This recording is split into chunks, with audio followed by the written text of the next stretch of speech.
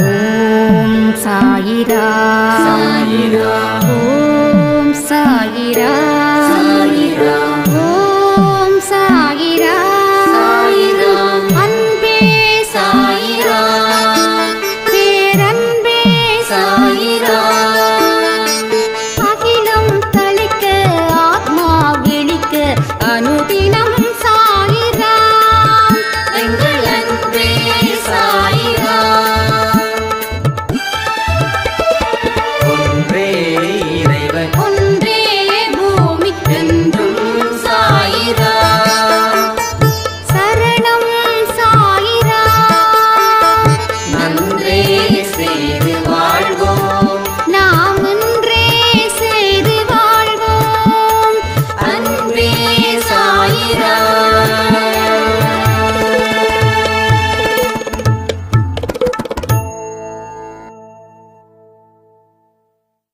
சாயிராம். என் உயிரின் உயிரானவர்களே, நான் போராடி போராடி களைச்சு போயிட்டேன். எல்லாமே என்னோட கைய மீறி போயிடுச்சு. வாழ்க்கையில எனக்கு கிடைக்கக்கூடிய அனுபவங்கள் ஒவ்வொன்றும் என்னோட வாழ்க்கைய பாழாப்படுத்துது. மீள்வதற்கு நிச்சயமா வழி இல்லை அப்படின்னு எனக்கு தோணுது. நான் இந்த அன்பேசாய் குடும்பத்தில் ரொம்ப புதுசு. தன்னிச்சையா தேடும்போது நான் உள்ள வந்து பார்க்குற பதிவுகளை ரொம்ப சந்தோஷமா இருந்தது. இங்க இருக்கிறவங்க ரொம்ப சந்தோஷமா இருக்கிற மாதிரி எனக்கு நம்பிக்கை இருக்கு. நானும் இந்த குடும்பத்தில் சேர்ந்துக்க போகிறேன். ஆனால் என்னுடைய பிரச்சனைகளை தீர்ப்பதற்கு அன்பேசாய் குடும்பத்தில் இருக்கிற அத்தனை பேரும் பிரார்த்தனை செய்யணும் அப்படின்னு ஒரு சாய்ராம் கேட்டு இதற்கு உண்டான விளக்கத்தையும் கேட்டாங்க. இன்னொரு விஷயம், இன்னைக்கு லைவ் இருக்குது. இன்னைக்கு இரவு 10 to 10:30 எடுத்த உடனே ஸ்டார்ட் ஆகிடும். உங்கள் கமெண்ட்டை ஸ்டார்ட் பண்ணிவிடுங்க. கரெக்டாக ½ an hour மட்டும்தான். ஏதாவது சந்தேகங்கள் மட்டும் நோட் பண்ணி வச்சுக்கோங்க. டக்கு டக்கு டக்குன்னு நம்ம முடிச்சிடலாம்.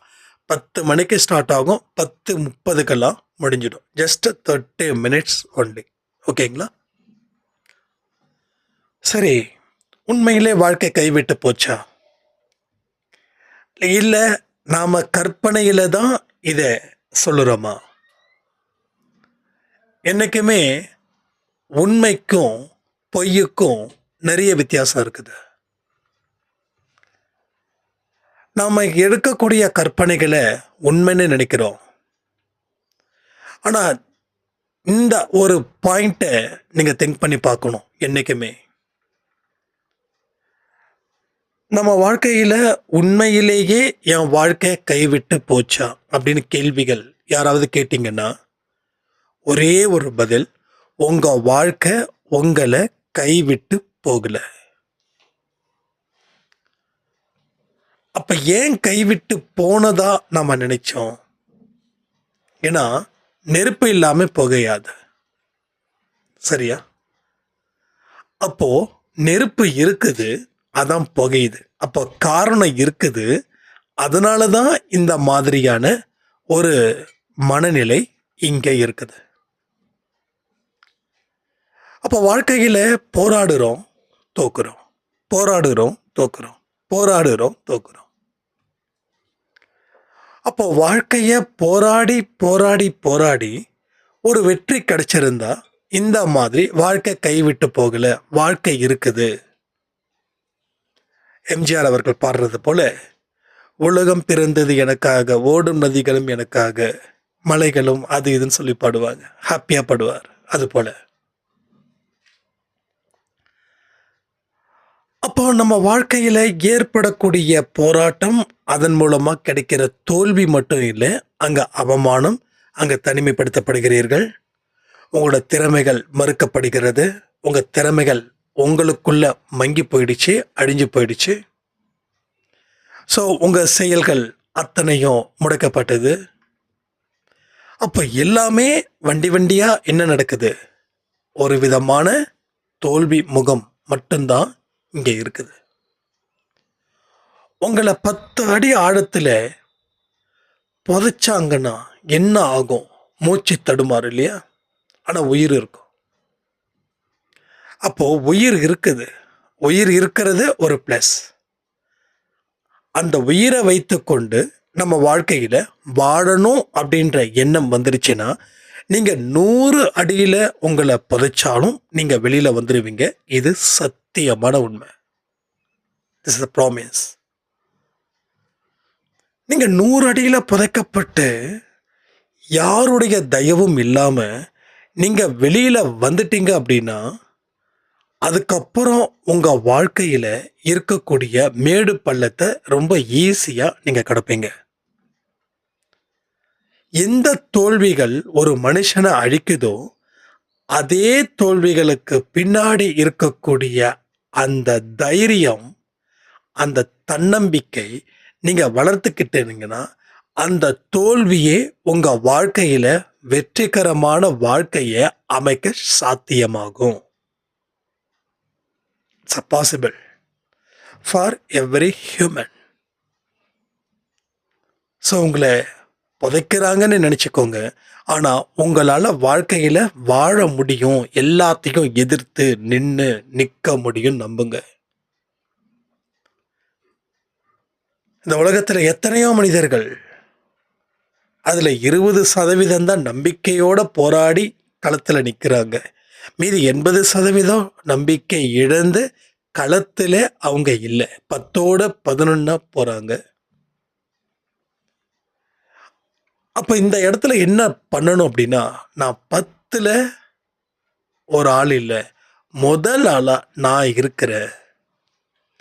என்னால் எதையுமே சாதிக்க முடியும்.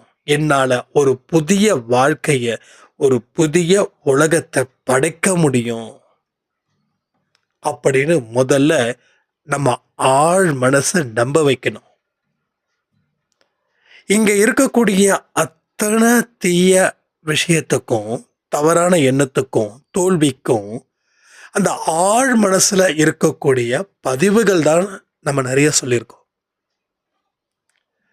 அப்போ ஏற்கப்பட்ட பதிவுகள் அத்தனையும்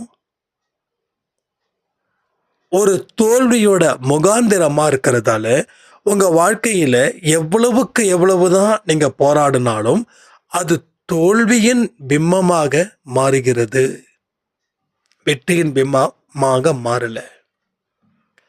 ஸோ ஒரே சைடில் நிற்கிறீங்க, அந்த side it's a very dangerous. அங்கே ஃபெயிலியர் இருக்கும், அங்கே முயற்சி இருக்காது. நீங்கள் நல்லா யோசிச்சு பாருங்க. நீங்கள் ஏதாவது ஒரு முயற்சியை செய்கிறீங்களா? ஏதாவது ஒரு செயலை அது நல்லபடியாக முடிக்கணும் அப்படின்னு நீங்கள் வைக்கிறீங்களா? ஸோ எதுவுமே இல்லை.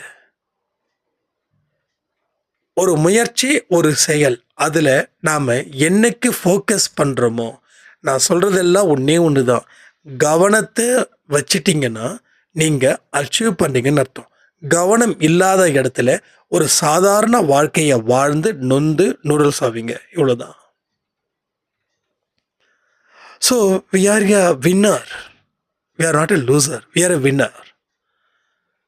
நம்ம கை ஓங்கி இருக்குது, நம்ம கை பலமாக இருக்குது, நம்ம உடல் பலமாக இருக்குது, நம்ம கால்கள் பலமாக இருக்குது, நம்ம புத்தி கார்ம பலமாக இருக்குது, நம்ம மனசு பலமாக இருக்குது, நம்ம எண்ணங்கள் பலமாக இருக்குது.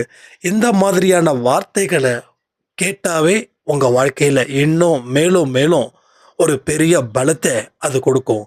அந்த பலத்தை வச்சு தான் உங்கள் வாழ்க்கையை நீங்கள் வாழ முடியும்.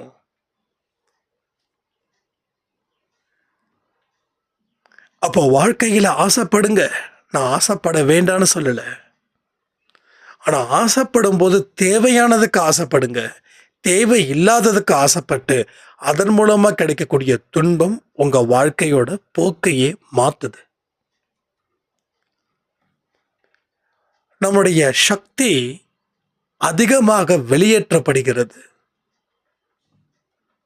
ஒரு உடம்புல தெம்பு இருந்தால் தான் அவனால் நிற்க முடியும், பேச முடியும், நடக்க முடியும், ஓட முடியும். ஆனால் உடம்புல தெம்பு இல்லைன்னா என்ன நடக்கும்? எதுவுமே நடக்காது இல்லையா? அது போல தான் இங்கேயும் நம்ம சக்திகள், சேமித்து வைத்த சக்திகள் வீணாக்கப்படுகிறது கவலைகளால, தேவையில்லாத விஷயத்தால.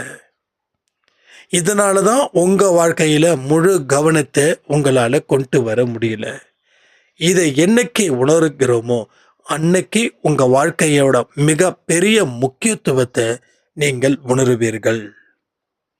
தேவையில்லாமல் கதை பேசுறது, தேவையில்லாத ஃபீல் பண்ணுறது, தேவையில்லாத புலம்பல்கள் எந்த மனுஷனையும் அழிக்க வந்த கூர்மையான ஒரு ஆயுதம். ஆயுதம்தான் ஒரு மனுஷனை அழிக்கும் அப்படின்னு கிடையாதுங்க. மோசமான எண்ணங்கள் கூட கூர்மையான ஆயுதத்தை விட 100 மடங்கு பலம் வாய்ந்தது. ஸோ நாம் என்ன ஸ்டடி பண்ணி வச்சுருக்கோம் வாழ்க்கையில், இது ரொம்ப முக்கியம் இல்லை? நம்ம என்ன ஸ்டடி பண்ணி வச்சுருக்கோம், எதை பற்றி ஸ்டடி பண்ணி வச்சுருக்கோம், இது எல்லாம் தான் நம்ம வாழ்க்கையில் தீர்மானிக்க வேண்டிய சக்திகளாக மாறுது. உங்கள் மனசுக்குள்ள 1000 கேள்விகள் கேளுங்க, அது 1,00,000 பதில்களை கொடுக்கும். அந்த 1,00,000 பதில்களும் உங்களுக்கு திருப்தி இல்லாதது, உங்களுக்கு நம்பிக்கை இல்லாதது, அது உங்களுக்கு மேலும் அழுத்தத்தை கொடுக்கக்கூடிய பதில்களாகவே இருக்கும். அப்போ தான் நமக்கு தெரியும், இவ்வளவு பெரிய ஒரு எதிர்மறை எண்ணங்களை தான் நாம் வச்சிருக்கோமா, இதை வச்சு தான் நம்ம வாழ்ந்துக்கிட்டு இருக்கோமா, இதை வச்சு நம்ம எப்படி வாழ முடியும், இதையெல்லாம் உங்களை நோக்கி நீங்கள் கொஸ்டின்ஸ் ரைஸ் பண்ணும்போது கிடைக்கக்கூடிய ஆன்சர்ஸ். ஸோ தனிமை ஒரு மனுஷனுக்கு ஒரு வரம். அந்த தனிமையில் எந்த மாதிரி எண்ணங்கள் உதிக்குதுன்றதை பொறுத்து தான் அவன் வாழ்க்கையில் அவன் பலத்தை சிந்திக்கிறானா இல்லை பலஹீனத்தை சிந்திக்கிறானா. மனுஷன் விலை மதிக்க முடியாத ஒரு பொக்கிஷம். ஸோ மனுஷன்றது நீங்கள் தானே, நீங்கள் மனிதர் இல்லையா? ஸோ நீங்கள் மனுஷன். நாம் விலை மதிப்பு பெறாத ஒரு பொக்கிஷமானவர்கள். பட் சரியான ஷேப்பில் நாம் இல்லை. உருவாக்க தவறிட்டோம் ஒரு பாதையை. ஏதோ மற்றவங்க பாதையில் போகிறோம். மற்றவங்களோட வழிகாட்டி நாம் இல்லை, மற்றவங்க தான் சொல்கிறத நாம் கேட்கக்கூடிய நிலைமையில் இன்றைக்கி இருக்கிறோம். பைபிளில் சொல்லக்கூடிய வார்த்தை தான், ஒரு குருடனுக்கு ஒரு குருடன் வழிகாட்டினா என்ன ஆகுமோ அதே போல் இங்கேயும் இந்த கூத்து தான் நடக்குது. ஏதாவது ஒரு பிரச்சனைனா கோயிலுக்கு போகிறோம், பிரச்சனை தீரல. அப்போ இன்னொருத்தவங்க சொல்கிறாங்க அந்த கோயிலுக்கு போகணும், பிரச்சனை தீரல. இன்னொருத்தவங்க சொல்கிறாங்க பரிகாரம் பண்ணுன்னு, பிரச்சனை தீரல. அப்போ எந்த சாமியும் பவர்ஃபுல் இல்லாத கடவுளா? கடவுள் இஸ் அ பவர்ஃபுல். கடவுளோட டெஃபினேஷன் தெரிஞ்சுக்க இங்கே யாரும் தயாராக இல்லை. கேட்டதை கொடுக்குறவர் கடவுள் நினைக்கிறாங்க. நான் என்ன கேட்டாலும் அதை கடவுள் கொடுப்பார், அதுதான் கடவுள். அதனோட டெஃபினேஷன் என்ன, வாழ்க்கை என்ன, வாழ்க்கையோட நெளிவு சுழிவுகள் என்ன, வாழ்க்கையோட கர்மா என்ன, நம்ம செய்யக்கூடிய செயல் என்ன, அதனுடைய பலன் என்ன, இது அடுத்த 10 வருஷத்துக்கும் என்னோட வாழ்க்கையில் பயன்படுமா, இது எல்லாம் யாருக்கும் புரியல, தெரியல. நிறைய மனிதர்கள் அப்படிதான் பேய்கள் மாதிரி அலைந்து கொண்டே இருக்கிறார்கள். நின்று நிதானமாக யோசிக்க இங்கே யாரும் தயாராக இல்லை. ஒரு தோல்வி வந்துடுச்சுன்னா அந்த தோல்விக்கு என்ன காரணம்னு சொல்லி 1 மணி நேரம் கூட சிந்திக்க முடியாதவர்கள் தான் மனிதர்களாக இருக்கிறார்கள். அப்போ நீங்கள் சிந்திக்க பழகல, சிந்திக்கிறீங்க, எதிர்மறை எண்ணங்களை கொண்டு சிந்திக்கிறீங்க. இப்படி தோல்வி ஆயிடுச்சு, நான் என்ன பண்ணுவேன், இதுவும் ஒரு சிந்தனை தான். ஆனால் இந்த சிந்தனை ஒன்று அழிக்குமே தவிர வளர்க்காது. ஆனால் இந்த தோல்வி வந்துருச்சா, இதை மனசார ஏற்றுக்கிற, இதில் என்னென்ன விஷயங்களை நான் தப்பு செஞ்சுருக்கேன், அதற்குண்டான நேரத்தை கடவுள் எனக்கு ஒரு வாய்ப்பாக கொடுத்துருக்காரு. இதை சரியான முறையில் பயன்படுத்தி என்னுடைய பிரச்சனைகளை நான் நிச்சயமாக சமாளித்து முன்னேறுவேன். இதுதான் உங்கள் ஆழ் மனசில் பதியணும். ஆனால் உங்களை எல்லாரும் என்ன பண்ணிட்டாங்க, நம்ப வச்சுட்டாங்க. என்ன தெரியுமா? உன் வாழ்க்கையில் நீ எதையுமே சாதிக்க முடியாதது தான் உண்மை. உங்கள் தலையெழுத்தை மாற்றிட்டாங்க. உங்கள் தலையெழுத்தை மாற்றிட்டாங்க உங்கள் கூட இருக்கிறவங்க. ஆனால் கூட இருக்கிறவங்க அப்படி தான் இருப்பாங்க.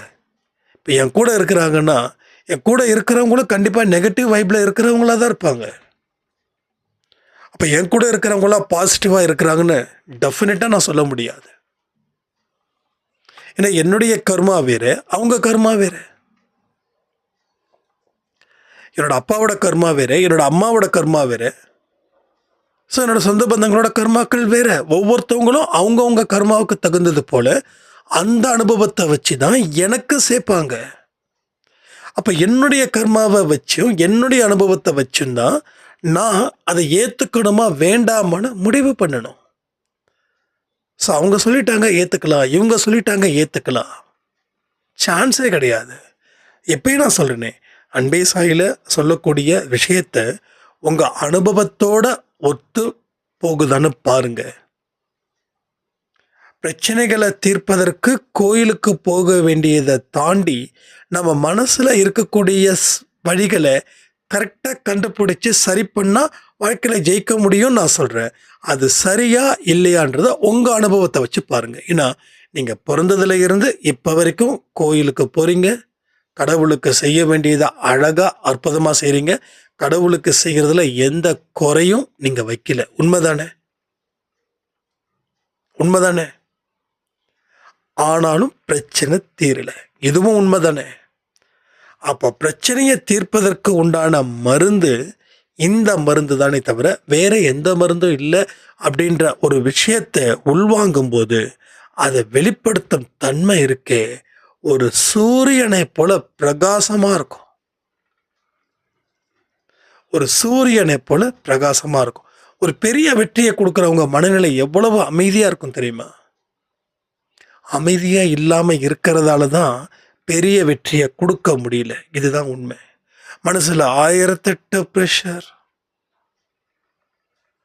1008 கோபம்.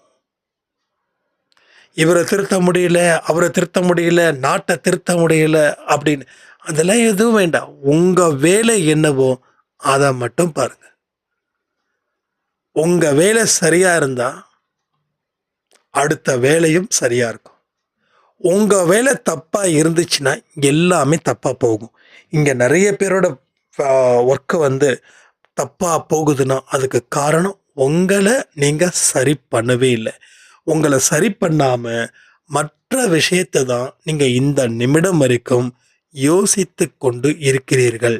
இதில் இருந்து கற்றுக்க வேண்டிய பாடங்களை நீங்கள் கற்றுக்கிட்டா வாழ்க்கையில் செம்மையாக முன்னேறலாம்.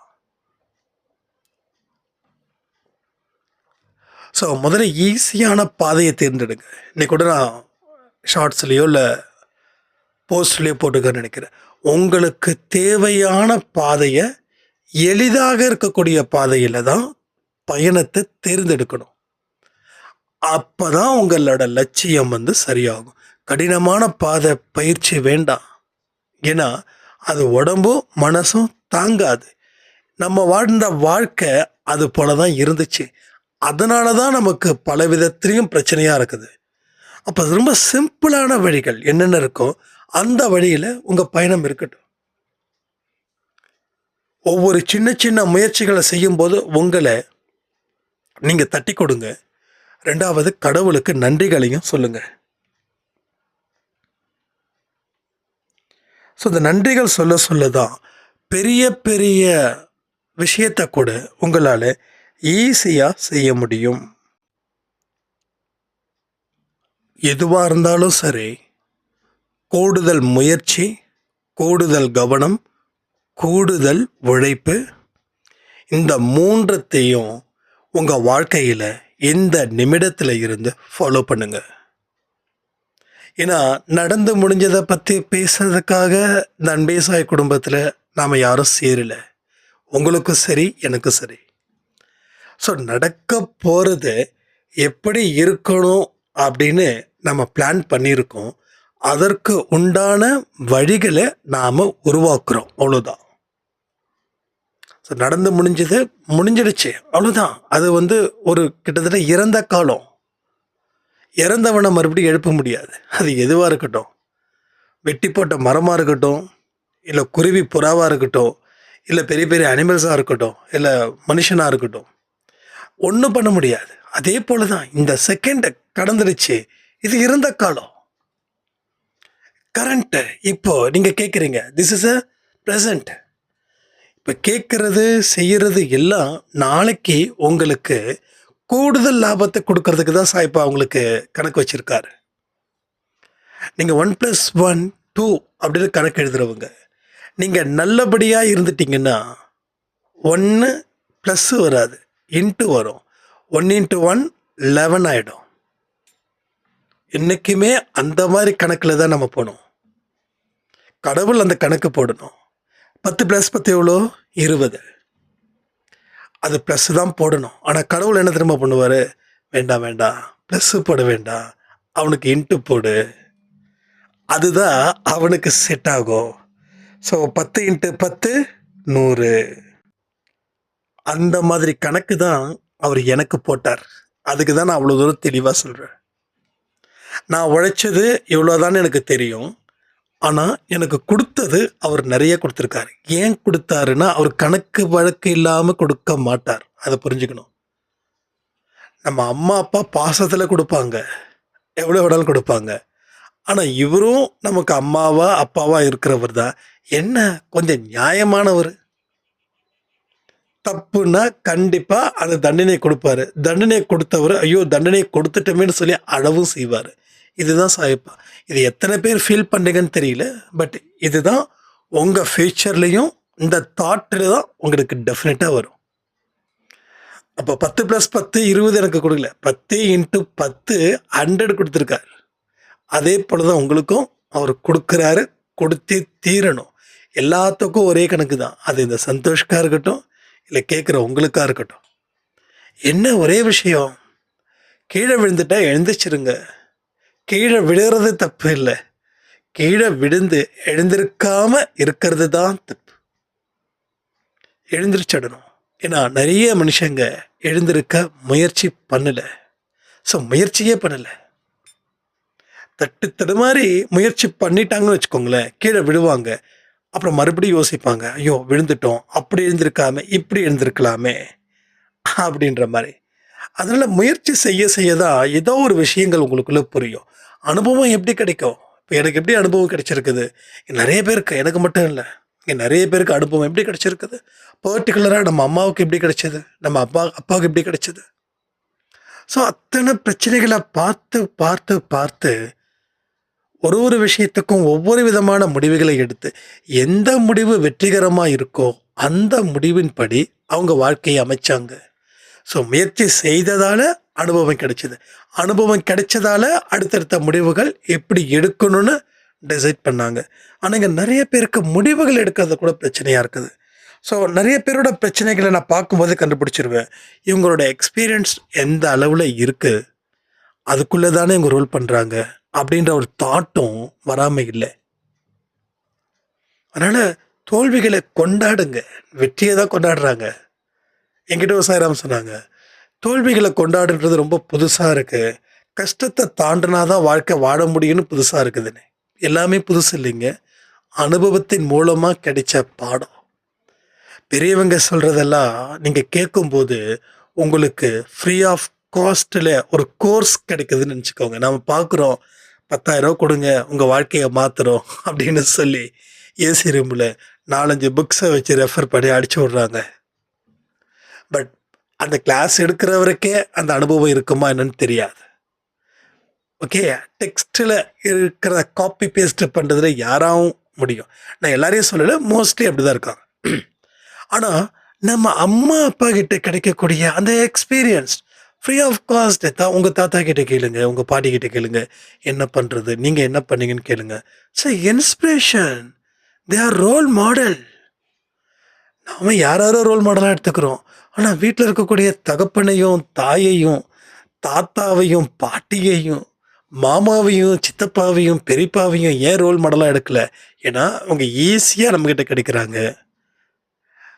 மற்றவங்க டஃப்பாக கிடைக்கிறாங்க. டஃப்பாக கிடைக்கிறவங்கள ரோல் மாடலாக எடுத்துக்கிறோம், ஈஸியாக கிடைக்கிறவங்கள விட்டுடுறோம். நல்லா புரிஞ்சுக்கோங்க, எல்லாருமே மனுஷங்க தான், எல்லாருமே சக்தி வாய்ந்தவர்கள் தான்.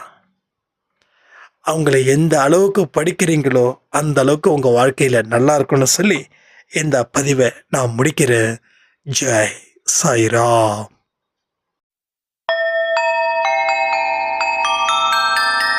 ஓம் சாயிரா. சாயிரா ஓம் சாயிரா.